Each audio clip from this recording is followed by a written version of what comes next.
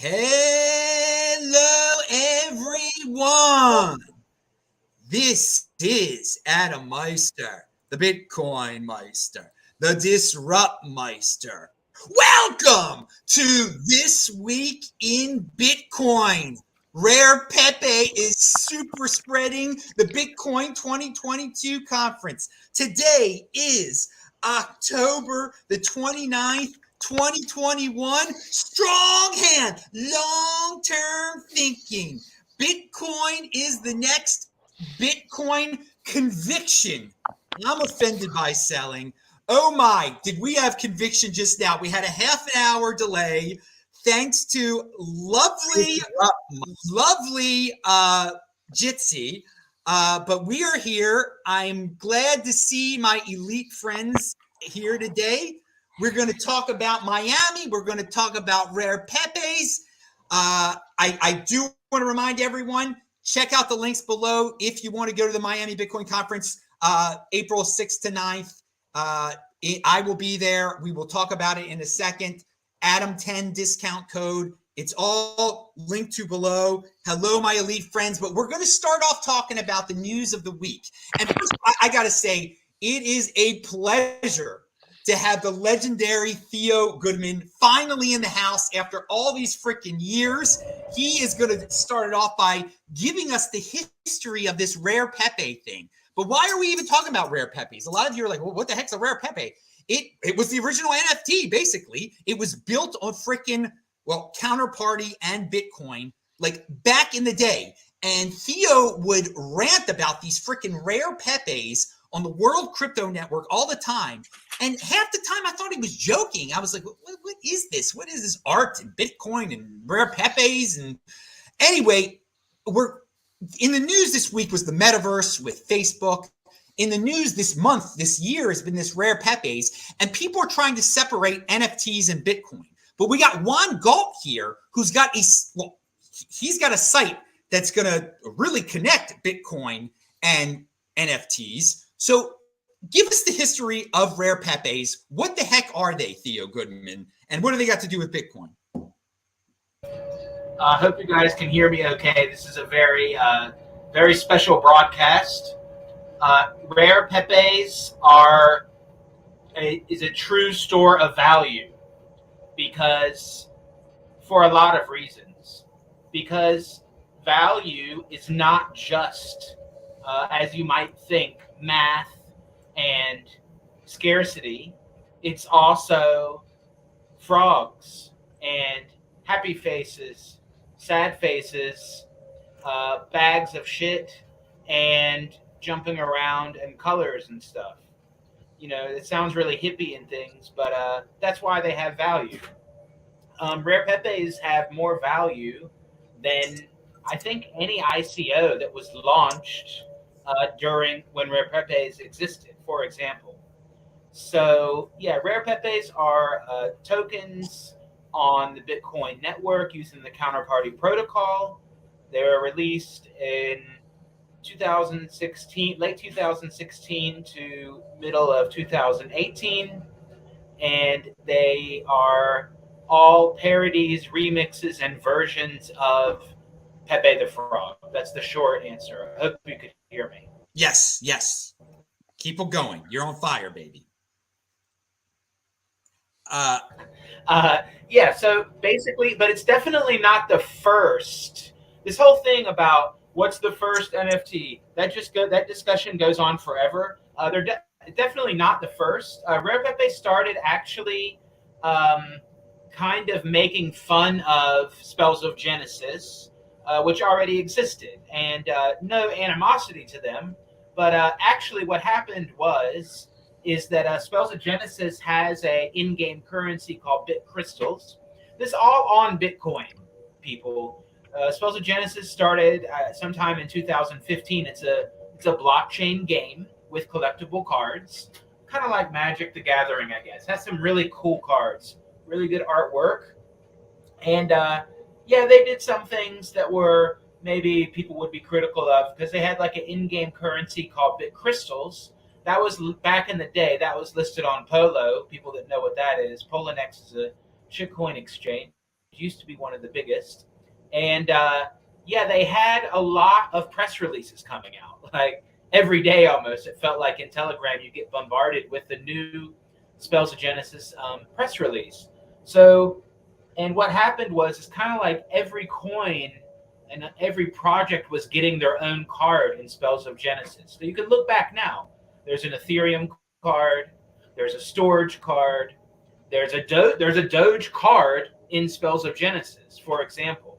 So a lot of the different shit coins, different ICOs, they got cards in Spells of Genesis, and we were just kind of joking around, and then we were talking about how, well, what if you just made like Legends of Shitcoin cards or something like that, and then the next thing you know, someone just pops up in the chat and is like, hey, I made this Rare Pepe and the token that goes with it. Join this chat and I'll give you one. So that's basically how it started. And yeah, that was the kind of feeling of when it started. The real early ICOs were definitely just getting started, but it wasn't in full swing. And yeah, I think people were, we were kind of making fun of a lot. There's a lot of social commentary about what was going on in crypto. That's why another reason why they have value. They're very historical. Like if you look at each of the Rare Pepe cards, a lot of them tell a story about something that happened.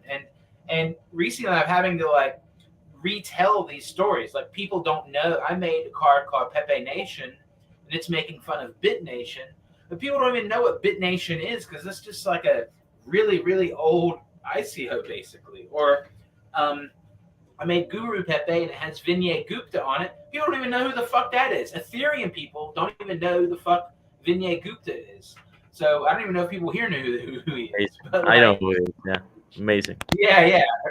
So there's just kind of interesting how, there's the whole like rarity first ever stuff. But you know what? A lot of that wouldn't matter if all the stories and the little like funny side stories and details and all that shit didn't exist. I don't think all that rarity stuff would exist. I'm going to add one more thing, and then I'm going to tag team it off. The other thing that was really different with Rare Pepe, and it just kind of happened, is that Spells of Genesis and all the other projects before Spells of Genesis, which there are some, like Nilly Coins. She's an artist that released like some art coins. She has a Bitcoin talk thread from 2014 where she basically right-clicked, saved Coca-Cola and Disney and made it into a token. Sounds kind of weird, but it's kind of cool if you think about it. It's kind of like conceptual art. But anyway, what was different is, so Nilly, she's an artist and she made her tokens. And that's it. She made her tokens, and that's cool. And then, sorry, there's an announcement from the train. Doing live from the train. And then, I thought it was one of you guys talking. That was really weird. And then, Spells of Genesis, they're a company. Everdream Soft is their company, and they control all the art. Like they, contract artists, and they think of everything, and then they release them. That's cool too if you want to do it. But Rare Pepe, everybody wanted to make their own Rare Pepe. Me too. So everyone did, and then they had to submit them to the Rare Pepe scientists, and then if they passed the dankness of the scientists, then it got put in the Rare Pepe directory. So you had this whole community of all kinds of different people from all over the world contributing to this directory of Rare Pepes. So it wasn't just one artist, it's a whole collection. It's a whole curated collection of Rare Pepes. And that's what made it so amazing.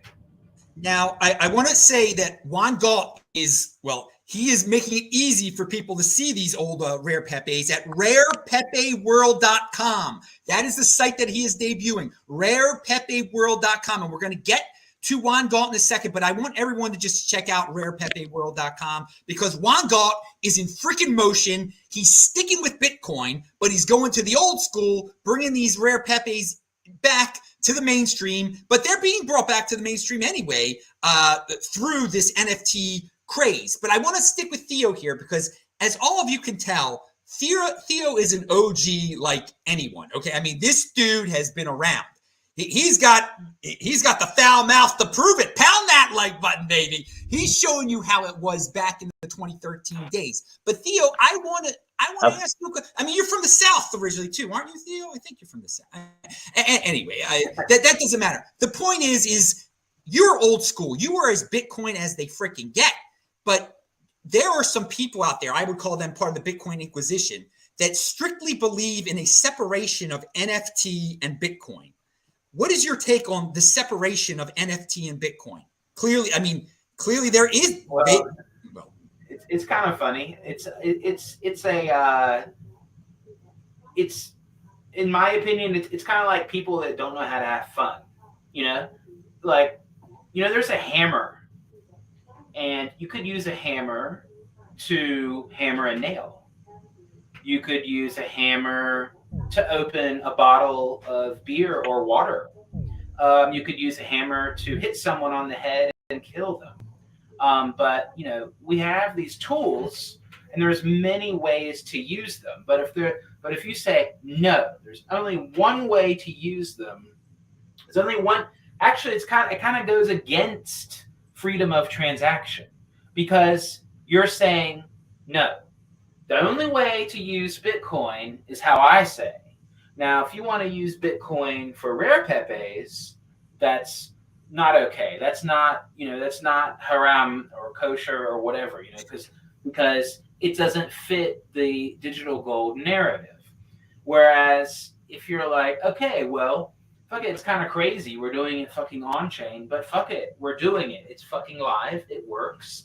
And it's been around forever, and it's maybe there's some technical things that are not perfect, and you know what? Nobody knows how all this shit's gonna scale. Everyone's we're gonna scale, we're gonna make side chains and Lightning. I'm nothing against Lightning and side chains, but there's so many questions, and I think what we're seeing to kind of sum it up, what I would say to those people is, look at how many counterparty transactions happen right now, and how much fees are paid by counterparty transactions, and think to yourself, who is going to subsidize the block reward?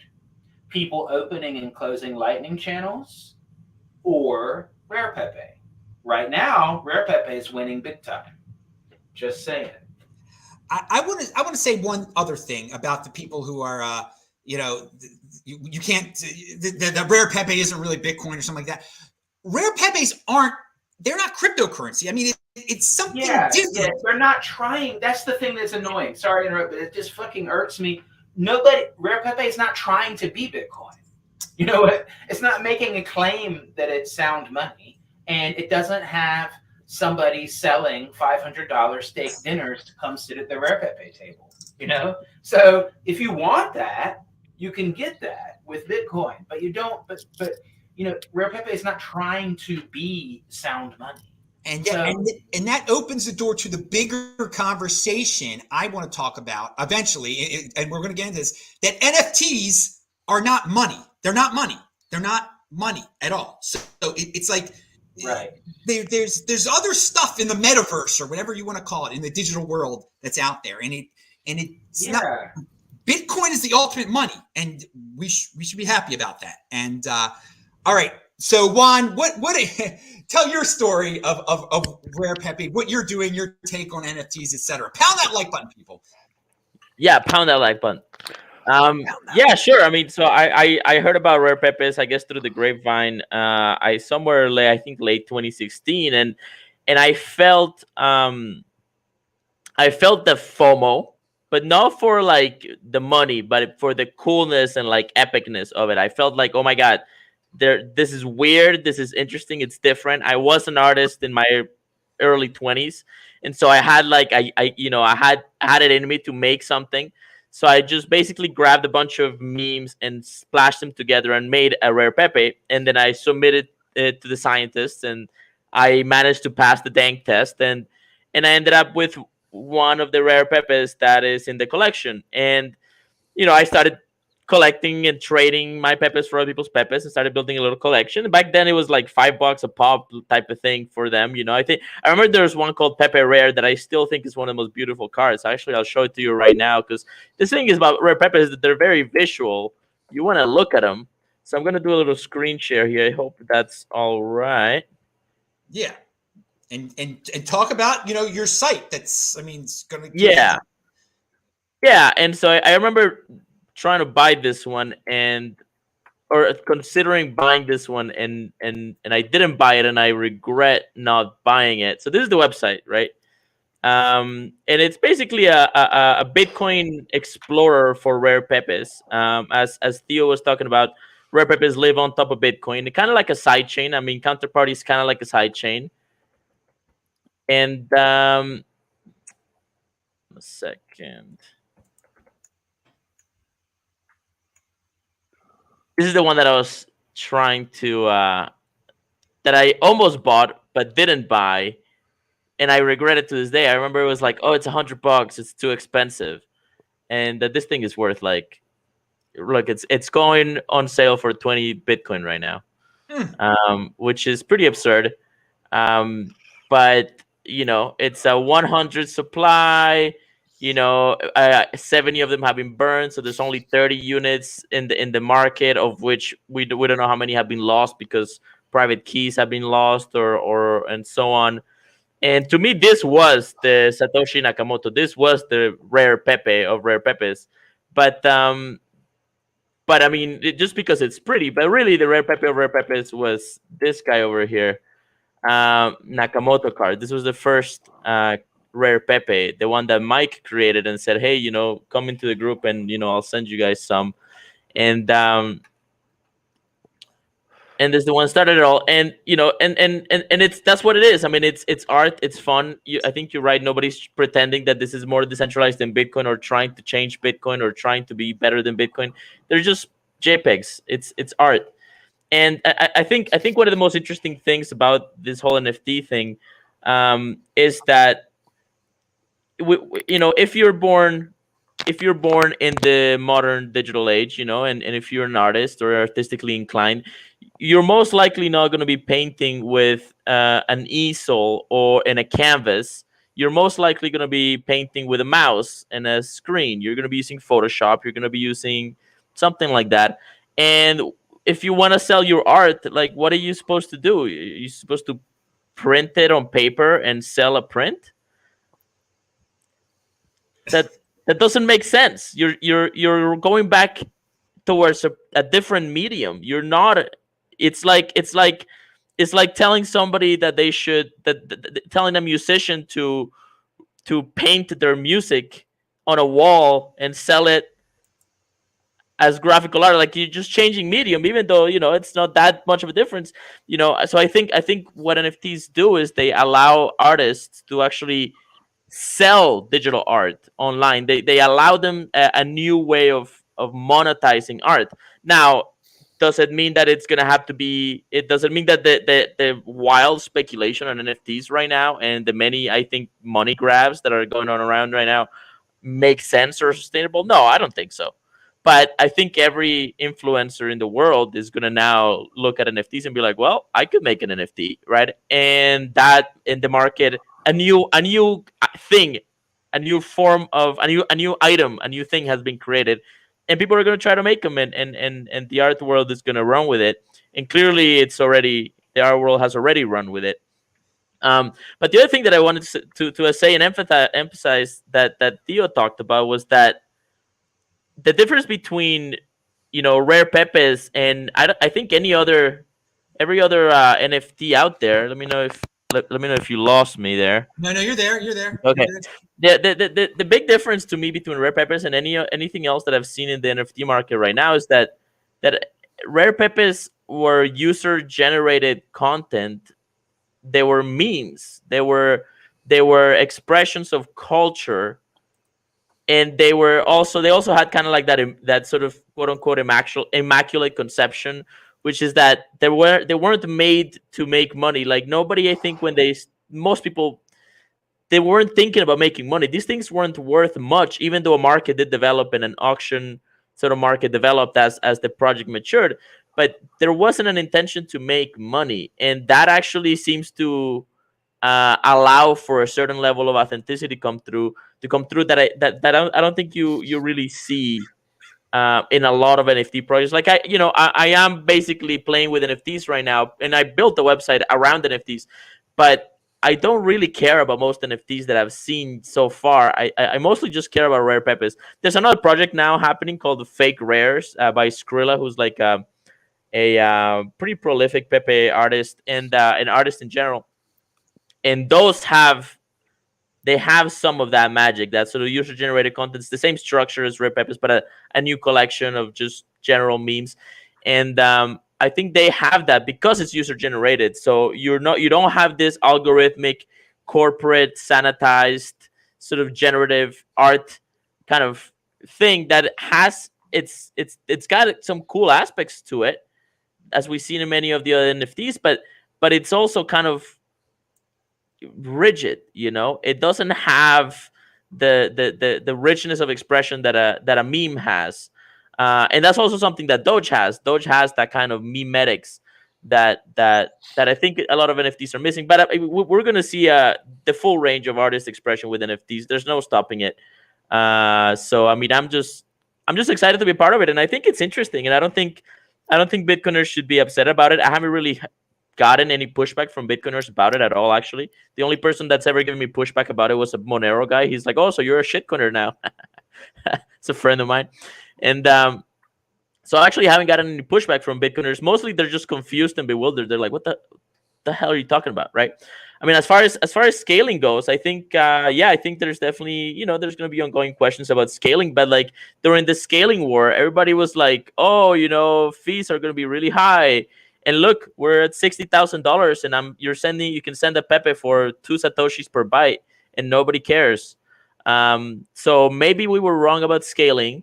It seems like there was an ongoing spam attack coming from from various Chinese miners, probably state sponsored, probably maybe corporate sponsored.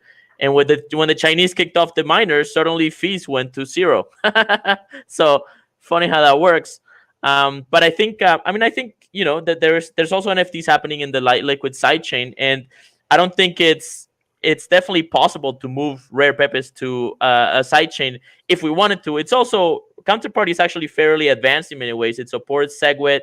It has some sort of more scalable ways to send Pepes if you're sending a lot of them at the same time. So it's actually they are very concerned with scalability as well, and they've made developments to help scale Counterparty as well. And so I don't think these concerns are a big deal right now, but the scaling conversation will be a journey that Bitcoin will have to sort of face for the rest of its existence. So yeah, that's Rare Pepes. So check out the website. There's something off with the search right now, but it should work in general. Right, now, my browser is about to crash, so I'll join back in a second. Okay, rarepepeworld.com. I just want to remind everyone, Andreas Antonopoulos says, you've got some old recovery seeds somewhere, never throw them away. I actually found an old recovery seed of mine for an old wallet, and sure enough, someone had sent me Rare Pepes in 2016 or 2017. And so I have these. I tried to get rid of them right away. I was like, what the heck, Art? I have no interest in this type of thing. And I forgot about it. And now I got them. I've got these, virtual cards, the original NFTs, whatever you want to call them. It's so weird. So there might be some other OGs out there like me who've got these things who don't realize they even have them. Another reason you don't get rid of your old recovery seeds when you think everything's cleaned off of them. I want to thank Taval Docrace for sending $5. He sent strong hand. Johnny Midas sent $20. He said, proud co-producer of the BitcoinMeister show. And dude, Johnny Midas, we got some more shows coming up. Thanks to you guys. There have been all sorts of delays, but we got to hear from Kyle. Kyle, we've said a lot here. I don't know if you want to exactly talk about Rare Pepes or if you just want to talk about NFTs, separation of NFT and Bitcoin, or what NFTs mean to you, Bitcoin Inquisition. Take it away. Wow. Okay. Hey, everybody. Great to be here. Thank you, Adam. Yeah, I mean, I'm really bullish on NFTs in general. I think they represent technological evolution, and if we think about some of the early, um, viral apps and social apps, like I look at like Foursquare and like what it did back in the day about checking in places and getting badges, and they're all just on the centralized like Foursquare network. But now with NFTs, like that there's a huge opportunity for the check-ins and like the proof of attendance, and beyond that. So I really think that with Ethereum, with like these insane kind of like shipping and handling fees, the gas fees to mint and create, it doesn't really work for like the amazing Pandora's box of opportunity for NFTs. But I feel like with with Polygon, with alternate networks, there's lots of opportunities to create really cool innovation. And we're just seeing it right now. And I mean, naturally, like Bitcoin, like there's a big money towards the greed. Like greed drove a lot of adoption within it, and I think we've seen that within a lot of the the big collections. And how like true is it all versus how manipulated is it all? That's up for debate. I think there's definitely some manipulation with a lot of those projects, and there's a lot of like secret Telegram groups that are orchestrating the prices. But effectively, anybody can now create and list these these digital assets. And Adam, you said that they're not. It's not money. Well, what is money? If it's got value and it's got tradable value, then it can serve as a form of money, right? Well, Want to jump in there? Yeah, that's my question here. Is in this metaverse that we're entering, is everything going to become tokenized? And when I say everything, I mean everything. So then if we live in a world where everything becomes tokenized, where this new generation of youth who've been stuck in their house for 2 freaking years believe that the real world is just sitting in front of their freaking computer, and that they really own something because they've got a token version of it. They own a Lamborghini because they got a Lamborghini token. I mean, they're satisfied with that. So if we're entering that world, then when we're talking about NFTs, it is completely apples and oranges to what Bitcoin is. So is everything? I mean, that's the path. Well, I mean, yes. So everything is going tokenized. Like everything is going tokenized, but it's the same thing as like I own a car and I have like a registration certificate. Like that's just going to be tokenized, and there's going to be like a digital representation, which will be more effective and more easy to potentially get a loan across, because I'll have a verifiable key that I can prove. Same with like real estate deeds and property deeds. To basically anything. I really believe that in the future, literally everything we buy is going to come with an NFT receipt that you'll be able to prove and then be able to have this collection. Is it going to create like a ton of crappy data and tons of ridiculous little tokens? Yeah, probably. But will there be some value that gets unlocked by that? I think so. And one of the key things about this is self-sovereignty in it all too. So it's moving away from centralized kind of databases and organizations that are holding on to all these, and allowing us to all utilize and hold on to our keys, and then be able to work with an interoperable kind of metaverse of tons of different solutions out there. And we're going to have great user experiences that assist and facilitate connecting it all. And I think like the metaverse, like dude, we live in the metaverse. Like this 3D reality kind of feels like a metaverse sometimes, but definitely like the computer, like these worlds that people are going into. Will there be a Ready Player One type lifestyle affordable to people who choose it? Like hell yeah. Is that something I want? Like hell no. But like again, self-determinism. It's like if you're really into like spending your whole day in like VR chat, like I guess go for it. But I think it's like all this technology is going to just morph into our actual lives, and provide some value. And I just want to like I like to say yes to things, and like let's try and let's experiment, let's see where it all goes. And I feel like it's that attitude that like brought me to Bitcoin, and like kept the door open towards, all right, let's explore this for the last 8 years. And man, like the world, like we're in a way different place than we were back then. And it's really incredible. So I'm bullish, and I think it all kind of cooperates together, and that's the great thing about an innovative ecosystem is people keep building cool stuff, and some stuff breaks, but we learn from our mistakes, and there's constant improvement. Perfection is something to seek, but it's never actually realized. Yeah. Well, I want to say the metaverse is real. It is real.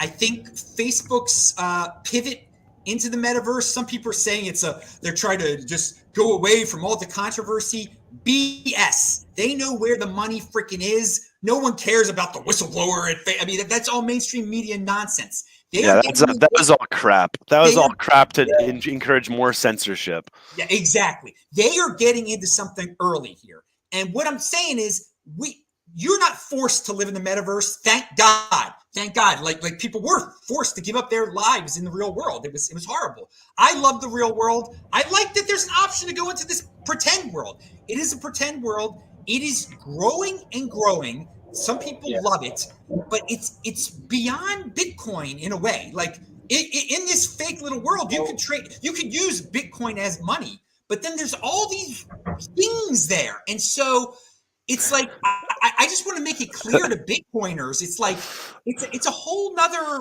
genre. It's a whole nother realm. It's like you can be in this metaverse and not be treacherous to Bitcoin or something like that. It's quite an amazing time to live in. It's quite an amazing time. I don't think you need to be like afraid as a Bitcoiner. Go ahead, Theo. Well, I just wanted to say, as far as like, is it money or not? Yeah, of course you can trade things, and you could maybe say, okay, but it's kind. I think an analogy is just to say, does a painting have value, and is a painting money? And so that's kind of like, well, it could be, but it's basic. They're basically paintings in a way. Each token is part of a artistic expression. And so as far as the don't you think? I mean, in the metaverse thing, we're in the metaverse. This is the metaverse. Internet is the metaverse. It just means like VR world or whatever. But how do you get into the VR world? Well, most people just go on a screen and get into it. If you go to Crypto Voxels or whatever, most people just do a screen. They don't have a headset on. They're not like dancing around their room with like all these like sensors and shit. They're probably like on their phone and or whatever, and like, okay, it's kind of has a weird feeling to it and all that. It's kind of like like a weird video game basically. But this is the metaverse. We're here. It's not, in my opinion, it's a flaw to look at the metaverse as anything separate than the internet. It's just another word for internet that has like weird VR portals. I mean, it's all connected. So we are in the metaverse now. This is weird. We're talking to each other. I'm in a fucking train bathroom, Wi-Fi. I mean, this is fucking metaverse, This is what it's all about. And so I think that's true. And okay, so this is something though that, but at the same time, as funny and as innocent as like, fuzzy bears and doge dogs and frogs and all that frolicking in the distance look, you have to think of it like this. This is what I've been trying to say for years. I gave talks about it, and I think some people got it, but it was still kind of off. And I think people are seeing it now, is that, there's different, okay, you're into Bitcoin and you want more people to be into Bitcoin, or you want more people to be self-sovereign or whatever, or something like that, right? Okay, well, everyone that kind of understands sound money, they're kind of into Bitcoin already. Everybody that's a gold bug, they already know about Bitcoin. Everybody that's a trader, they know about Bitcoin. But now we're seeing everybody that doesn't care about sound money. They have no use for that. They like to play sports. They're really good at sports, though. Oh, they might be like, well, NFTs, that's weird. Let me look into this. Oh, then they get exposed to the concepts of sound money, of sovereignty, of inflation, and all that shit. They're like, oh, yeah, that makes sense. hell yeah, I want to own this shit for real. This is fucked up. And people that don't care about economics and don't give a fuck about trading, but they understand Pokemon, or they understand art, or they like big bass beats and shit like that. All those people, which is a shit ton of people, which is actually most people, most economics is fucking boring as fuck. People don't want to learn that shit. They want to have like big bass. So if we want to appeal to people that like big bass and don't understand economics unless there's a pain situation, then humans learn when there's pain, when they like get fucked, of course, then you learn. But like, that's what NFTs can do. That's what they appeal to. They appeal to a different value system than the typical like Bitcoin or even Ethereum value system. It's a totally different value system. It's not scam. It's nothing like that. It's just a different, it's more hinged on subjective value in the first place instead of objective value in the first place. So subjective value is like big base, and objective value is like 21 million, and that's it forever. So, you're appealing to different people. But now with Facebook, it's different. Now it's game on. Now it's fucking arms race. Whoever has the dankest memes wins. And Facebook is going to hire, they have a lot of money, so they're going to make some dank shit. And then when you go into their metaverse, you're in the surveillance verse. And they're going to be holding out all kinds of cool things. And they're going to have a surveillance blockchain, and they're going to have their surveillance verse worlds and all that shit. And they're going to have clones of Rare Pepes, maybe. Who fuck knows? And but that's basically what's going to happen, because in order to monetize it, the way Facebook works is you need to have surveillance. And that's what's happening. So basically they're like, holy fuck, we're doing this wrong. We tried to make a fucking stable coin. No one gives a fuck about a stable coin. It's fucking boring as fuck. People like frogs and dogs and fucking fluffy shit. They don't want fucking stable coins. Who gives a fuck about that? Even the poorest person would be happy to have a fucking Doge picture rather than a fucking ass backwards Facebook stable coin.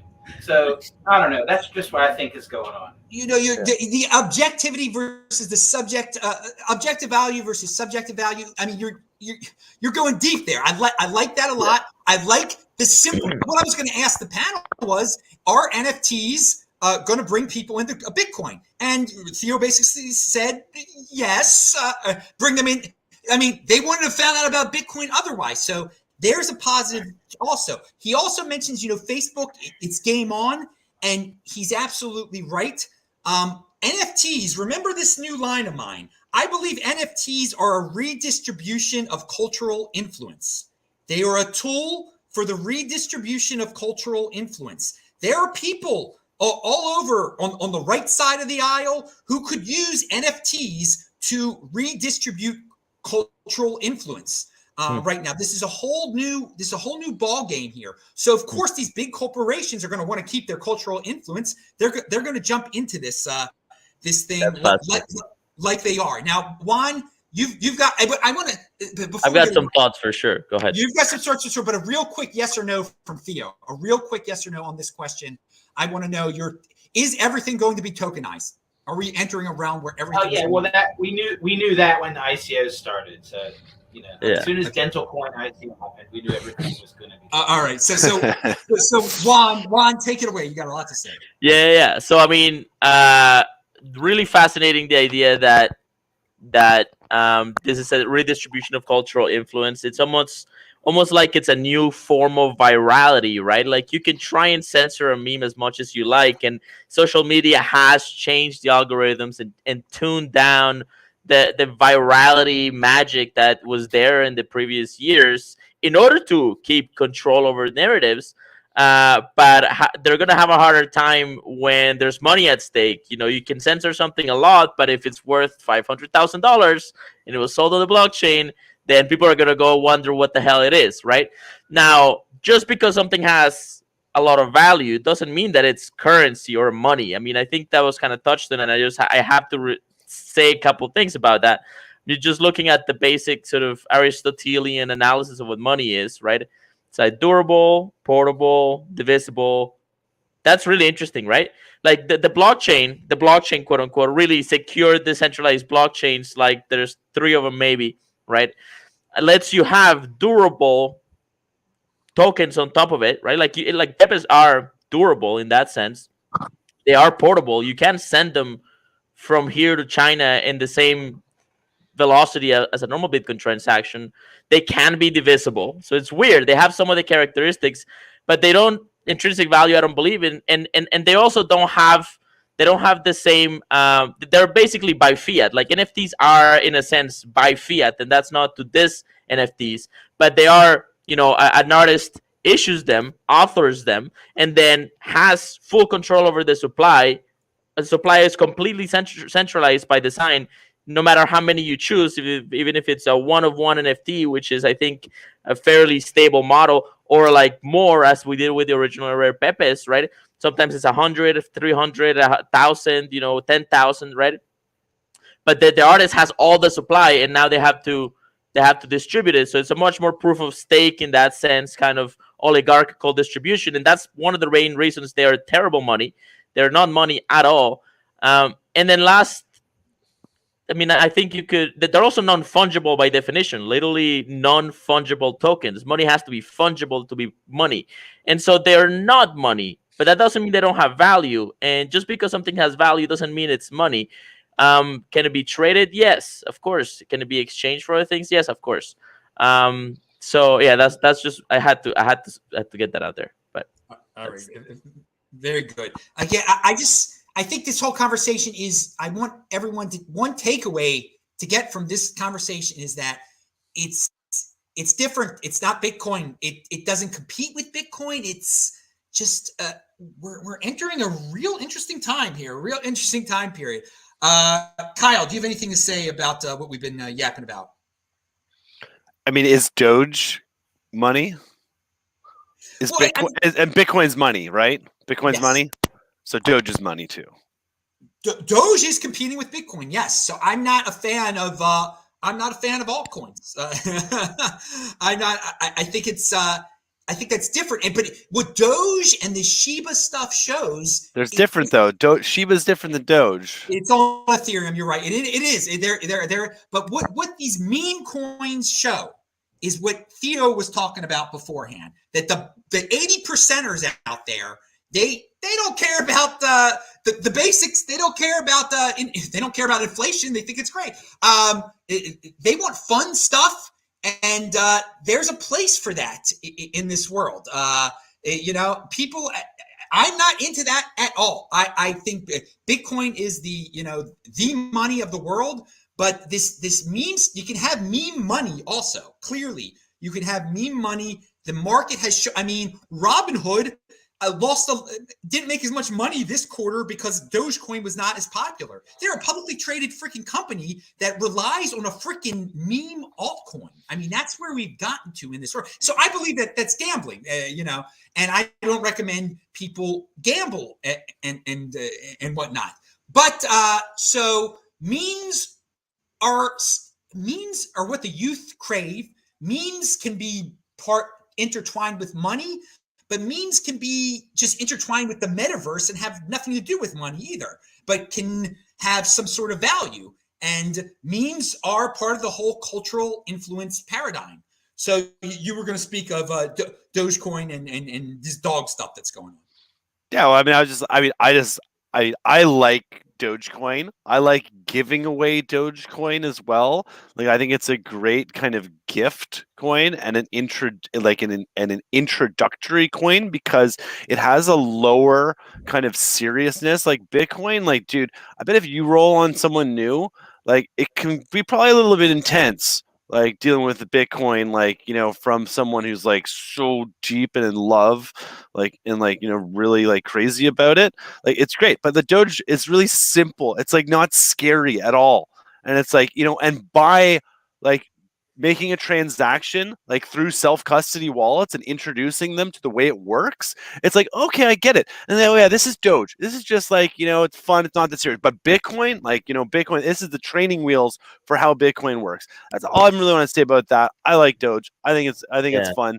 It's not, it's like people are like, oh, it's hyperinflation. It's not hyperinflationary. It's inflationary. It just doesn't, but the curve, it's not, it's like, it's not fiat powered where there's massive issuance, like, according to a centralized group. So anyways, Doge is fucking fun. And it's like a community has not been that like, aggressive or hateful or like divisive, or like, engaged in a lot of tribalism that a lot of different coins has. Like even within Bitcoin, like, dude, there's literally 3 camps out there that all call Bitcoin. So it's like, and all of them have fairly compelling arguments if you want to go through each of them. So anyways, that's like, it's like, that's part of this whole ecosystem. But yes, BTC, Bitcoin Core, 63,000, Mac Daddy value, like biggest, strongest, most secure, most decentralized because low blocks, blah, blah, blah, blah, blah.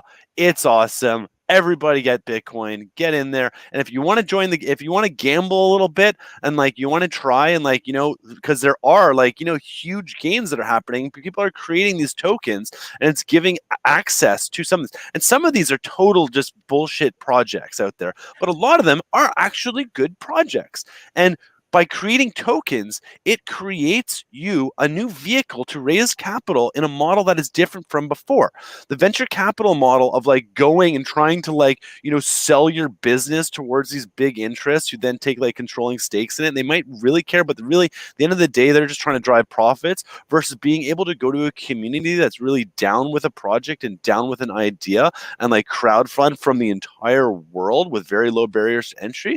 Like that's really powerful. And then with the magic of digital programmable money, you can do kind of cool things to design innovative structures and models that will ideally engender and create more value and lead to more prosperity and efficiencies and ultimately fun for everyone.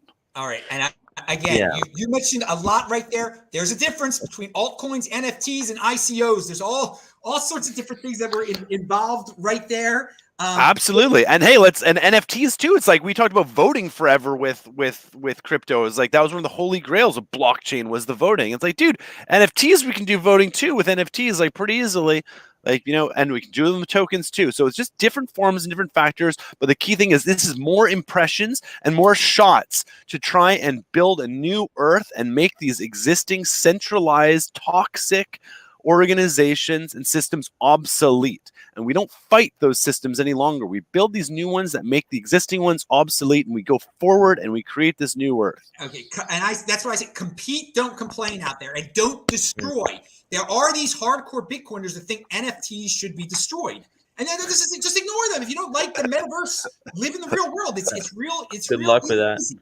Now, the other, again, I just don't want people to conflate Dogecoin and NFTs. They are apples and oranges type of things here. Totally different. So, I just want to say I think you have a point there with the distribution of private public key stuff, and I think it's important for Bitcoiners to kind of, well, for the whole market really to take a step back and think about the bigger consequences of this, right? Like it doesn't matter what coin you're flipping or what whether it's a shit coin, a scam, or the next holy grail.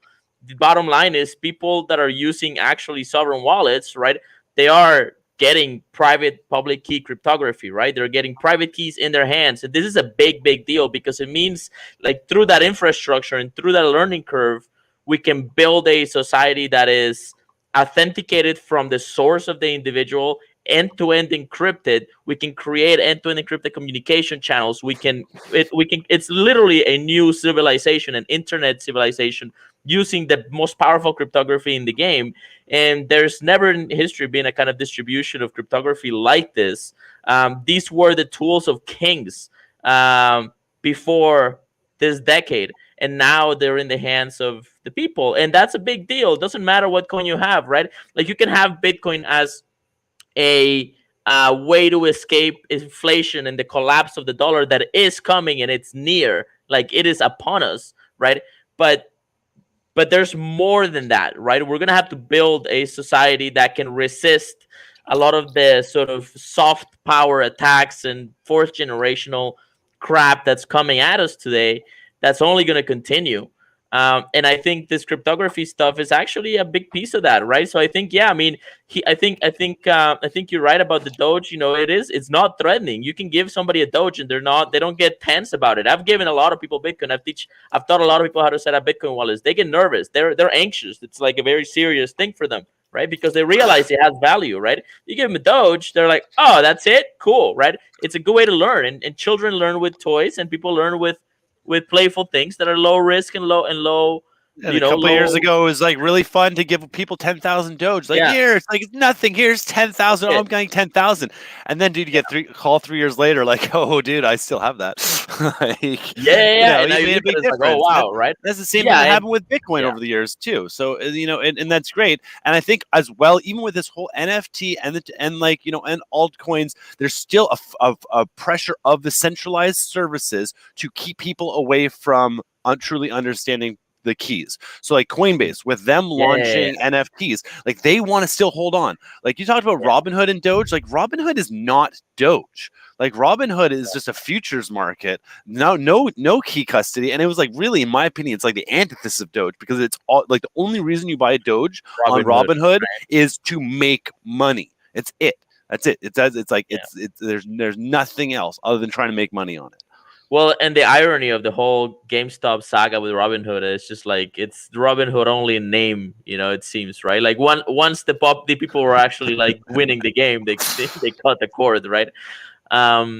People do not use Robinhood. You do not own any cryptocurrency on Robinhood currently. Well, just understand what you're using, right? Like, it's a betting market. It's the way to get more fiat. It's valuing your wealth in dollars. I mean, that's all it is. Hey, the only way you can withdraw it is right back to your bank account. So it's like fully tracked. It's crap. Anyway, well, Theo's been silent for a little while. Do you have anything to say about these Theo dropped NFT communities, the Rare Pepe community, the Bitcoin community, communities how we live in this era where there are tribes built around money and tribes built around digital assets now, perhaps? Mm-hmm. Yeah, he dropped. Yeah, Theo's not here. But those are excellent questions. By the way, yeah, he just dropped. So the search engine in Rare Pepe world is working again. We have a couple of Wojaks in the back trying to make sure everything works, and the search has been fixed. So go to rarepepeworld.com and put in whatever words you like. You know, just start searching stuff. It's a really fun exploratory environment. Can you guys hear me? I hear you. Yeah, it's good. So we hear you. So my question to you two then, instead of Theo had to go. I mean that guy is an OG. When you got a mouth like that, baby, you know you're coming from the old school. Pound that like that we're living in this realm now where there's tribes built around money and digital assets. There's going to be tribes. It's a tribe builder. NFTs are a tribe builder, but at the same time, there were never tribes built around the euro or the dollar. It's amazing that we're living. So Juan, what's your cults built around the euro and the dollar, though? Yeah, well, okay. There's definitely tribes around it. You know what I'm talking about. I know. I'm picking up what you're laying down. Yeah. Juan, you were going to say something about that. Yeah, no, I mean, there's definitely tribes around the dollar and the euro, right? But I don't know. I think we're in an era of kind of weird mimetic balkanization, right? Like, and you know, the interesting thing about the internet is that it's because it's liberated people's curiosity and pursuit of knowledge and information to the max. Like, literally nobody has any excuse anymore. If you have a dumb phone worth $50, you can Google stuff. You know, and Google, it's not what it used to be, but it still works in general. It lets you at least get to DuckDuckGo. You can start finding all kinds of information and learning, and that means that people are going to start organizing not around sort of necessarily genetic ties or even like local ties or national ties, but around interests, right? And we're kind of all reorganizing around interests, even though those those sort of local kind of ties are still there, and they're always going to have some relevance because we are made of meat.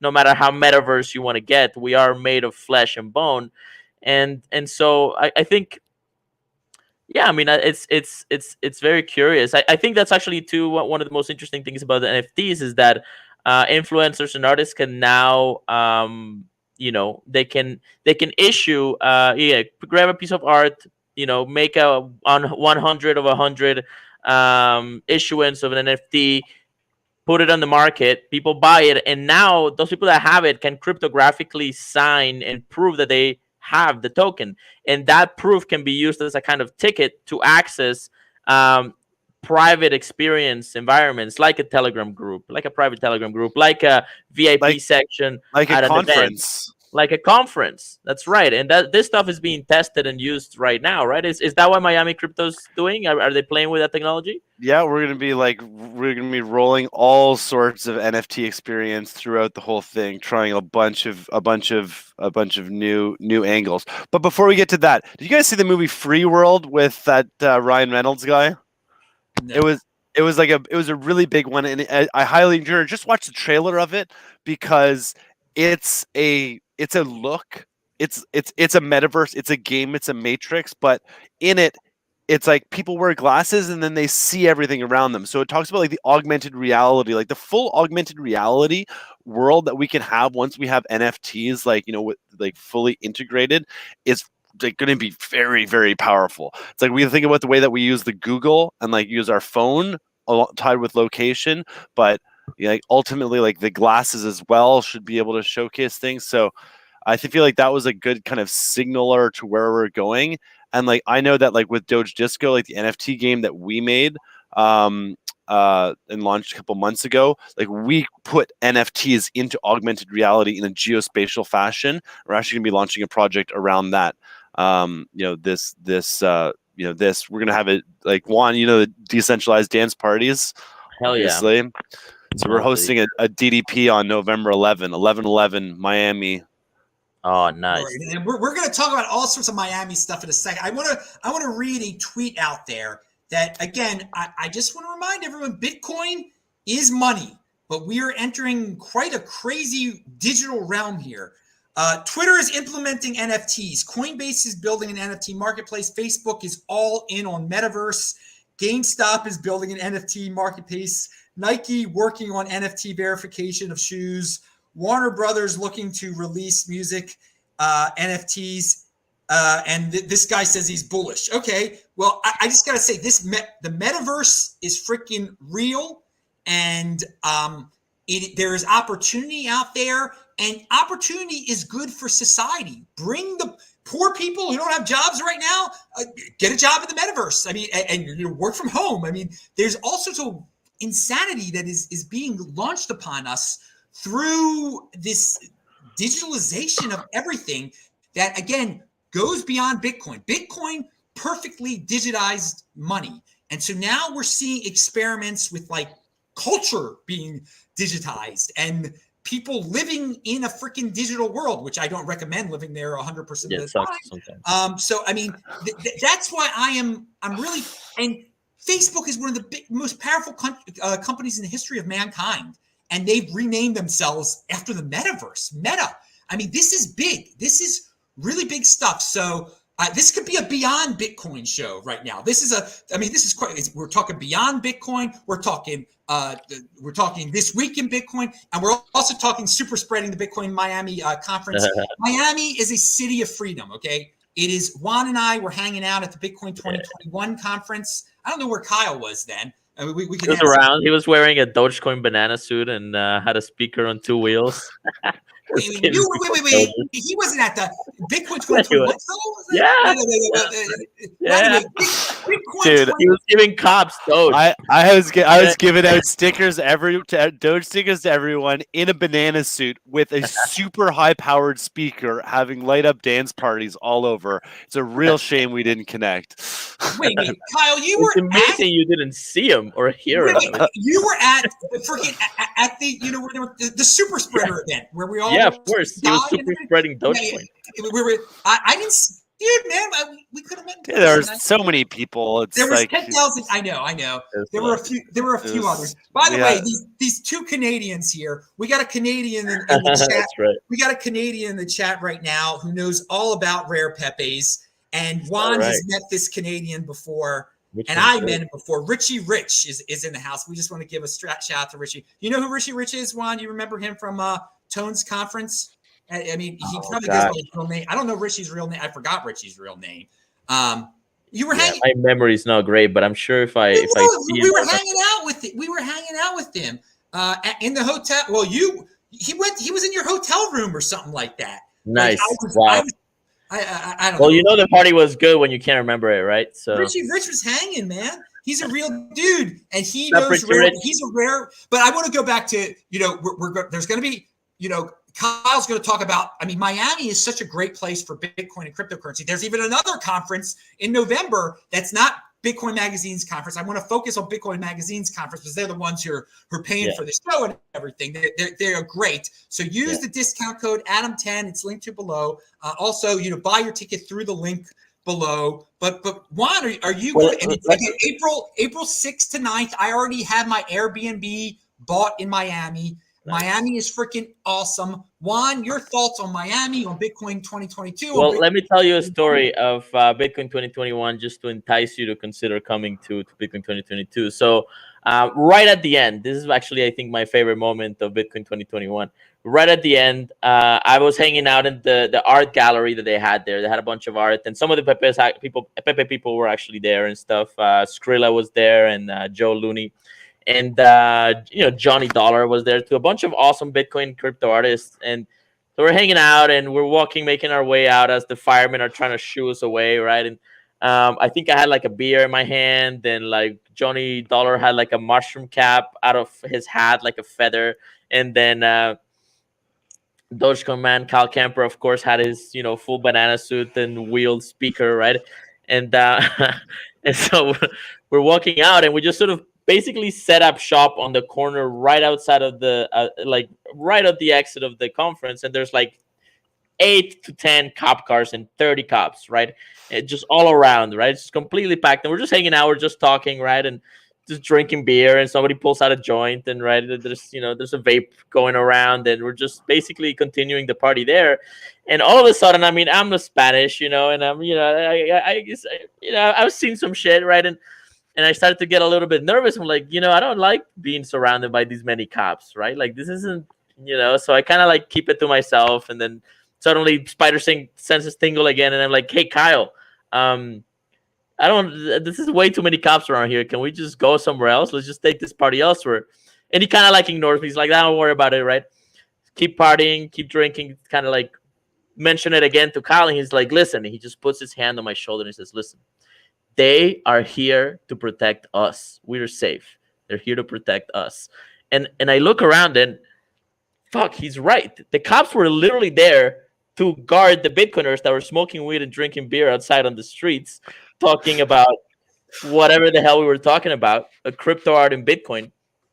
They were. And then he proceeded to give them Dogecoin and give a bunch of them Dogecoin, right? And also and they were also like this was too, none of them were wearing masks. They're all hanging out. They're listening. Dude, they're smoking cigars. Like, the cops were smoking cigars.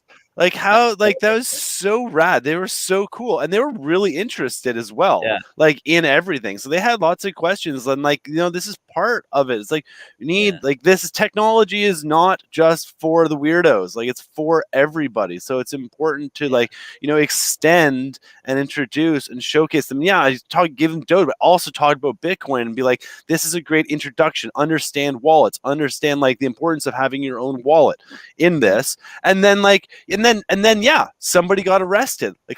Some tweaked out, because it's like, dude, where Wynwood is, there's a lot of there are dangerous people around. So it's it is Miami, right?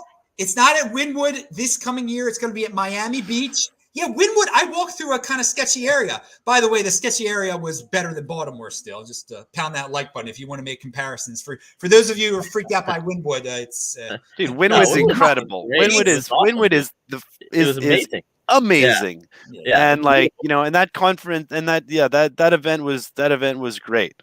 Yes. Yeah. We got And so then it's going to be in well, Miami hold on. Beach. So my point is that Miami respected us, right? Miami appreciated us and actually like took care of us, right? Like Miami is a Bitcoin crypto city, and yeah, I mean you kind of have to experience that, and being surrounded by 10,000 Bitcoiners, right? Like it was surreal, right? And partying with them and all that stuff, it was surreal. So you have to experience it. And this year they're aiming for 30,000. Okay, there you go. 30 freaking thousand is the goal this year. So people, Big number.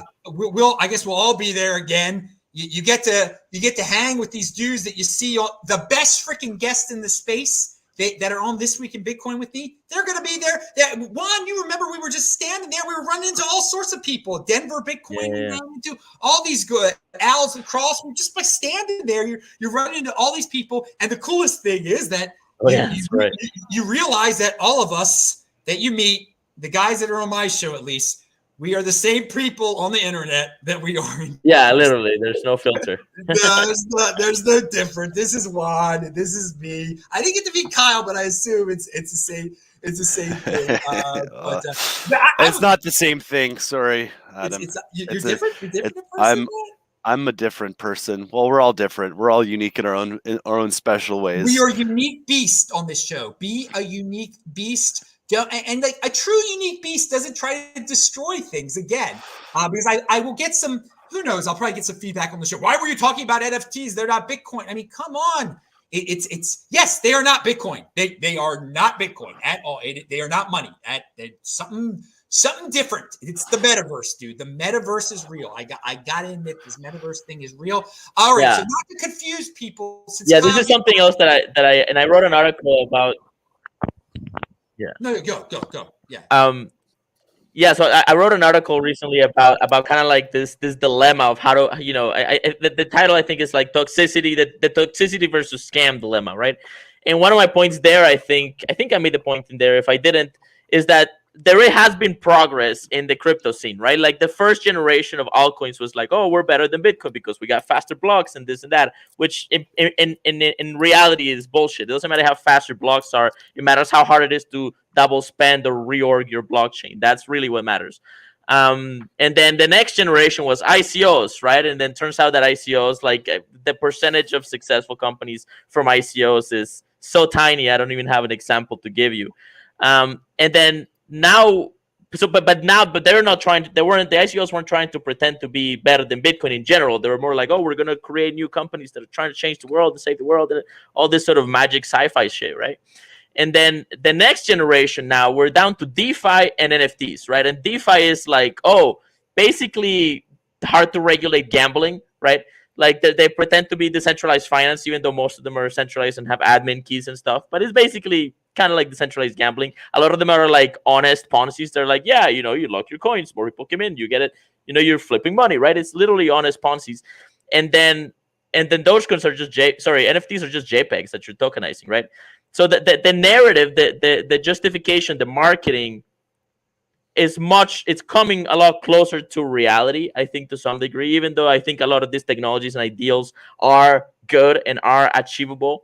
But the narratives are much more reasonable. And I think that's where the battleground is. The battleground is not really on the technology. It's about how you sell the technology. Right. So if somebody tells me that shitcoin A is a great store of value and currency, it's like, no, it's not. It doesn't matter. Currency is really hard to achieve. Like it's very, very difficult to become a currency. And being a store of value, good luck with that as well. But if you call it something else, if you're making the case that it's just a JPEG or a proof of certificate of sale or ownership or proof of donation or whatever NFTs are going to end up being legally, which is going to be multiple forms, that's a different thing. It's a different asset. There's more things in capitalism than money. Money requires capital, and there's other financial products. So anyway, that's my rant. Woo! Hey, Kyle, we don't want people to be confused. Again, the Bitcoin 2022 is Bitcoin Magazine. That's April 6th to 9th of 2022. But what's up with this November event here in Miami? So much going on in Miami. All right. So, yeah, I mean, I love David Bailey and Bitcoin Magazine and have utmost respect. Fantastic. And looking forward to April. But there is more opportunity in Miami to bring people together and also to expand. We all love Bitcoin, but to expand as well to showcase some of the other projects in it. So, in April of this past year, there was the first ever Miami crypto experience, which sold out and was capped at about 750 people, and that was like the first kind of coming together post COVID. And man, it was so great to have everybody together, and we decided, let's do this again. I wasn't kind of core involved on that one, but I've since gotten very core involved on this one, and I'm like bringing all my magics towards creating an exceptional experience. So do you hear the audio if I press play on You're this? good. Okay. Do you hear the audio? No. All right. Well, whatever. We'll just leave that. But there's a really rad. But we got Tim Draper, who's going to be launching a product there. Paul from Edge Wallet, he's going to be one of our speakers. Ken Bozak, great guy. Kathy Hackle, godmother of the Metaverse. Mark Moss, freedom fighter. Reeve Collins, founder of Tether and other things. Ralph Paul, Real Vision. Kyle Kemper, yours truly. Dr. Sarah Mansky, What day is it? many more. November what? November 10 to 12. And one attendee is going to win a McLaren. So our sponsor, one of our title sponsor, Karmacoin, their shtick is they give away supercars. So one of our attendees is going to be getting a McLaren. We're going to have a 3D scanner in the house to be doing, to be turning people into NFTs. We're going to be launching a lot of kind of cool products there. We're going to have a decentralized dance party on the Thursday night. And we've partnered with Bare Knuckle Fighting Championship. So it's like UFC. And we're going to be having a fight on the Friday night in front of 5,000 people. And we're setting the ring up on Tuesday, and it goes from Wednesday to Friday. So all the keynotes are actually going to be happening in the Bare Knuckle Fighting Championship ring. The ropes will be down. But it's going to be like a pretty radical kind of experience. And one of our goals is to just have it crypto through and through, and hosting a lot of workshops for kind of interactive discussions. So it's not just kind of, speaker panel all day long. And the goal is just to have a ton of fun and bring people together, because we need to celebrate and we need to enjoy life, because the last couple years have been hard on people. And I know, like, my wife is like, man, I just want to go to a party, just want to have fun. So, like, Miami is a incredible city where we can do these things, we can have fun. And I made a code for anybody, Adam 20% off if you're interested, expcrypto.io. Yeah, you're all invited. We love you. I gotta say, around November 10th, I'm gonna do a show pretty soon next week, because all you guys have been funding my shows, sending me contributions. Don't worry, I'm keeping up with it. I owe you guys a show, and I almost owe you 2 shows now. But I calculate, and I'll talk about this on the show, around November 10th, we could hit an all-time high again. If you believe in the 210,000 block theory, there's just a lot of things that are, that. So there might be a Bitcoin all-time high during this conference of yours. That would be. I think we're gonna have all sorts of all-time highs all across crypto, like and Bitcoin leading the way, and and there's gonna be people. We're gonna have all sorts of art, NFTs, real, physical, digital. Even to the point, like, there was something mentioned earlier about how can we, like, changing the nature of social interaction with NFTs. So, like, Juan, get this, during the DDP, everybody's taking photos all the time of things. We're going to be launching this product called Nifty World at it, that's going to allow you to take a picture and post it. So it'll, like, the vision is you take the picture, you post it, it goes into the DDP Miami 11/11/21 collection on OpenSea on Polygon instantly. So we're literally taking, like, photos, like, in seconds, and blasting them in up onto OpenSea. Like, Are they one of one NFTs? They'll be one of one NFTs, and multiple people can contribute to the same collection. And how does the money distribution work on that? Like, Well, there's no. I mean, it's up to the person who mints it. They have the it's on their own ability. account. Their own It's in their own NFT. account, and then they Well, can that's cool, list man. it for whatever they want.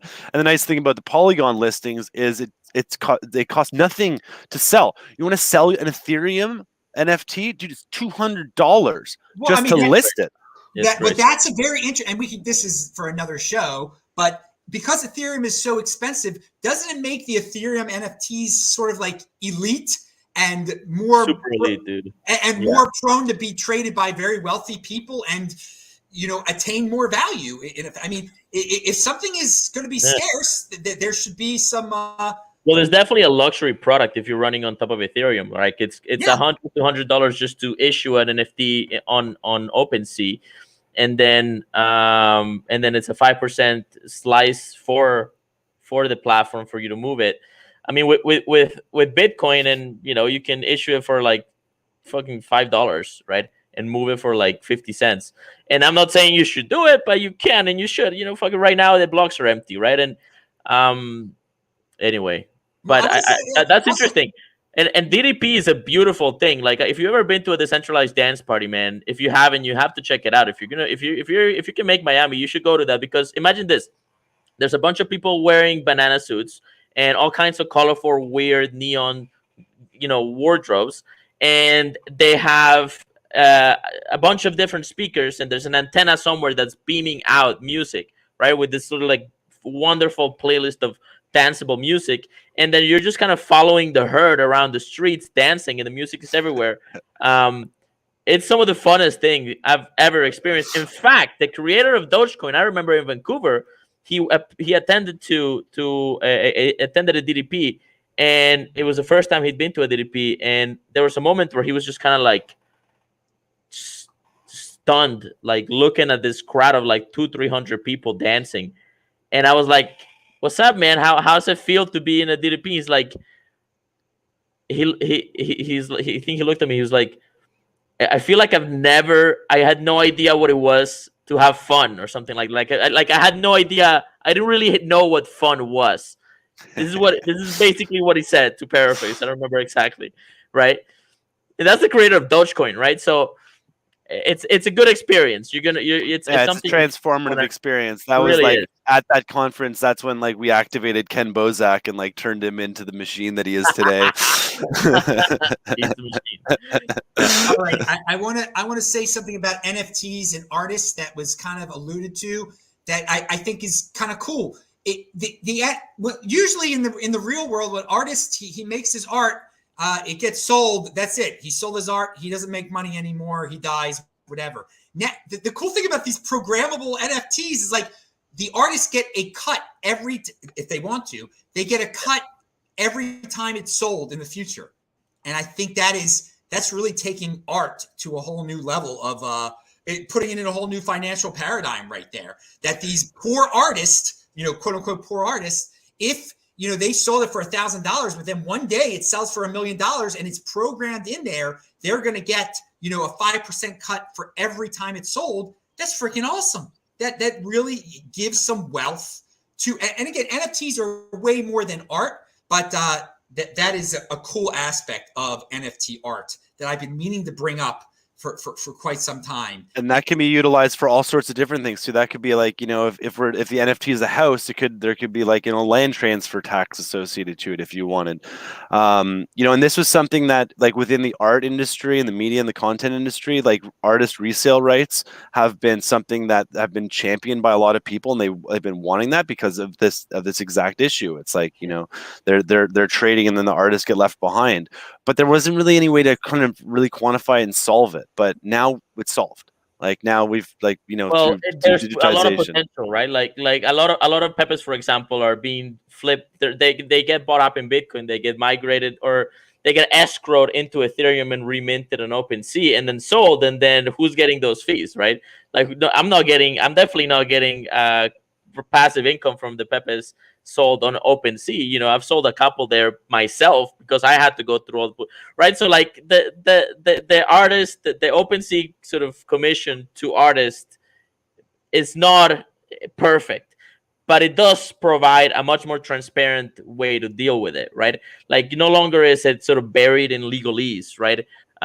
You can actually see it, on this sort of public ledgers, and Yeah, I and that think, really yeah, I mean, it I only think works in OpenSea too, right? The commissions, like yeah, if you move the asset directly from one person to another, not on OpenSea, then it's not now it that may be that there's a way to program an NFT with more complex logic than it just being a token you can send, right? And I'm actually kind of curious about that now. Maybe I'm going to look into it, but because right now the way that these things work is, in order for you to get the percentage share, you have to be in a kind of shared custody sort of platform, right? So with Rare Toshi, which is issued on Liquid, if you want to have this sort of percentage stake of every trade of your NFT, you have to, basically the NFT gets put in a 2 of 2 multi-sig with Rare Toshi, and the owner has one of the keys, and every transfer, that's how the commission fees is enforced.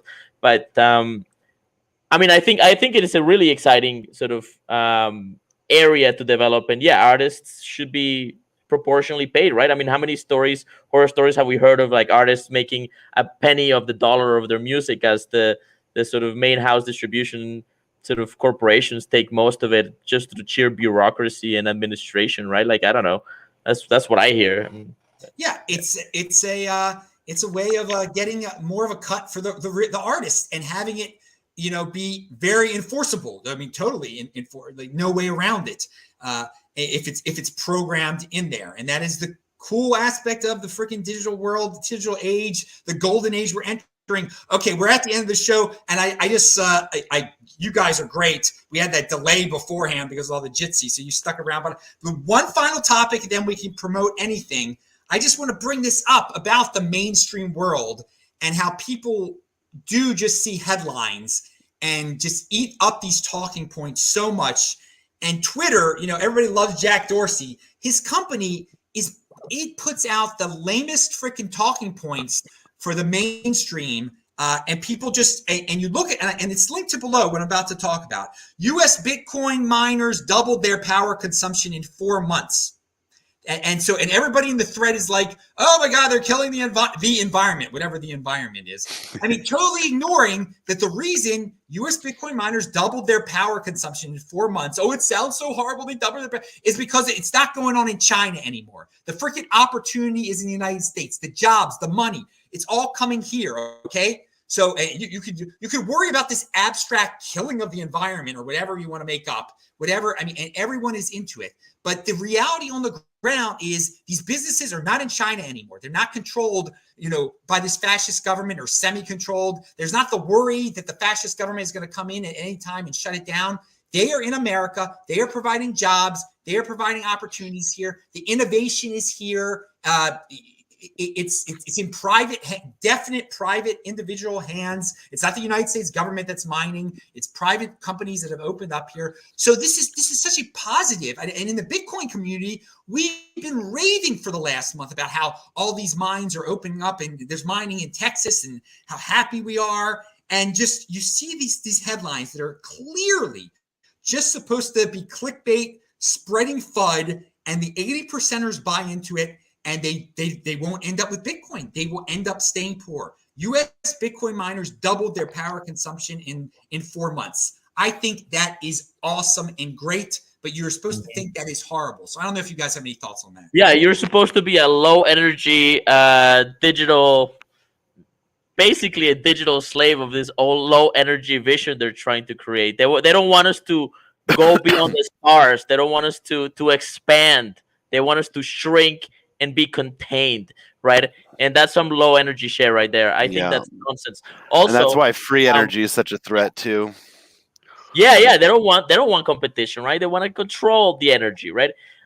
Also, something that they'll not say, and obviously every Bitcoiner probably should know this by now, but a lot of the energy in Bitcoin is actually using energy that would otherwise be wasted because it's not used by the Power grid.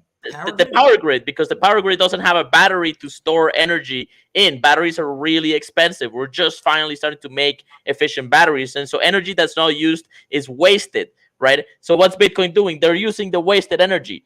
a lot of Bitcoin mining is sort of grabbing energy that would otherwise be wasted and using it to power the most censorship resistant, strongest money in the history of humankind. So like, you got to push back on this stuff, because this narrative is going to be, this is going to be the main line of political attack for the next 100 years against Bitcoin. I mean, this is what these fascists is what they're saying now, is just like, it's COVID emergency and then climate emergency. Let's get net zero by 2050. Like, this is just mental. It's austerity. It's more dominance. It's total bullshit. Like, you know, if we fixed the IP laws and allowed for, like, you know, free innovation, dude, we'd have anti-gravity vehicles pretty quickly and unlimited energy. And that's like, would be a very interesting discussion to see what happens with the Bitcoin network when we have free energy. But that's for another day. That's the topic for another day. But yeah, like, you know, when you're like in Quebec, up in Canada, you know, they're installing the you know, the mining factories. This is what they're doing in China too, like right next to the hydro dams. So it's not suffering from transmission loss. It's highly efficient use, and at the end of the day, it's like turning that into value and securing the network. So it makes a lot of sense. I would say as well within that, yes, the governments are starting to get involved. Private institutions are, publicly traded companies are also mining. So then when you have the publicly traded companies mining, then you have the publicly traded funds also getting in. And then you got all of a sudden BlackRock and Vanguard are now, like, you know, behind securing this. And, you know, and then that's another story, but it shows the giant proliferation, the mainstreamification. Right? Yeah, total mainstreamification. Yeah. And again, what we just said, you know, the benefits of Bitcoin mining, it's not clickbaity. So the media is never going to pick up. They pick on the most simple thing, and it is sickening. Yes, the climate change narrative is about government control. It really is. It's become so transparent. But we have young people who are crying and scared, who think the world is going to end. So they associate Bitcoin with the world ending. I mean, it's terrible. And the people who are into this control they're not holding back on, you know, intertwining Bitcoin with their lies. So Juan is absolutely correct.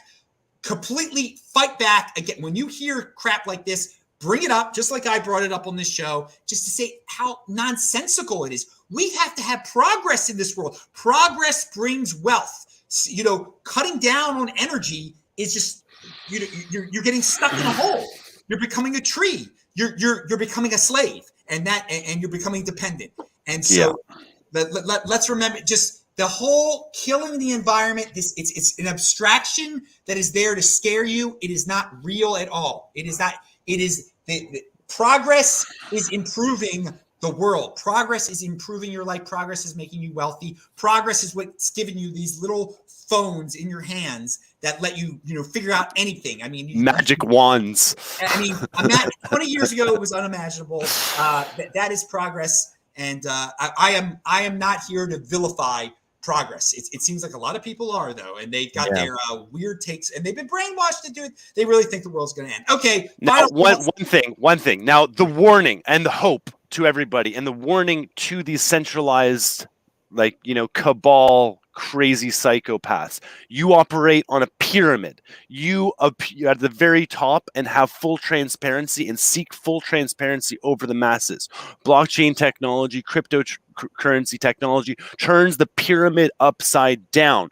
It is time for us to implement this technology to hold you accountable, to hold these systems accountable, so that the many can observe the few, and your rot, deception, deceit, and chaos will be exposed, and you will no longer be able to operate. And we will say goodbye, because when we understand and see the truth, and the truth is very difficult for anybody who's just waking up to the truth is really dark. The world is being run by monsters. But I will say as well, there are light workers everywhere building this new earth technology. We are going to make this pyramidal model obsolete, turn it upside down, restore harmony to this world, and bring in a golden age of abundance, prosperity, and creation. So that is the clarion call here to everybody. Do not focus on getting deep and dark and scared by these fascist freaks. Instead, focus on creating new models that make the existing one obsolete and bringing justice and accountability to those we entrust to help govern society. So that's what I have to say. Beautiful. Compete, Wow. don't complain. Keep on creating. People keep on creating. Yeah, the truth is sort of scary. I mean, that pretty looking Prime Minister of Canada is an evil dude. I mean, that's not like scary to me. I mean, but a lot of people just like, oh, he must be so nice. He's not nice. I'll say, look, I know the guy. He's a nice he's a nice guy, but I also say like he's like he is not at the top of the pyramid. He's a couple layers down on the pyramid, and he is a spokesperson for the agenda. And like he's this whole Build Back Better thing, it sounds nice. It's cryptic lies and it's disgusting. And I can't even believe that the president of the United States, no one calls him out when he says we're doing Build Back Better. I mean, you're buying into this new world order thing that a bunch of people in Davos came up with. I mean, they're not hiding it. They've been talking about Build Back Better. It was private individuals came up with this Build Back Better thing, and for some reason, all the governments of the world say, "Yeah, let's buy into this fascist model just because we had a virus." I mean, Klaus Schwab's been dreaming of this for so long, and he's like, "What? Because we have a virus, we should change the way everything works." It makes no sense, but everybody buys into it. And pretty boys in Canada and old men in the United States just repeat the narrative. They are weak. I mean, that's the scary thing. But it's the truth is the whole package. Like, you know, the government is just an arm now of this corporatocracy. And like, you know, in combination with big pharma, big media, big tech, big, and all building back better. Like, you know, there's a feedback loop between all of them. The government gives them it's fascism. The government picks and chooses winners, and they pick specific companies. I mean, some of these pharmacy. I mean, it's unbelievable the amount of money they can. We, the taxpayers, are going to be paying for third doses of a vaccine to a private company. Why? Why? Canada bought 60 million shots for 2023-24, already paid.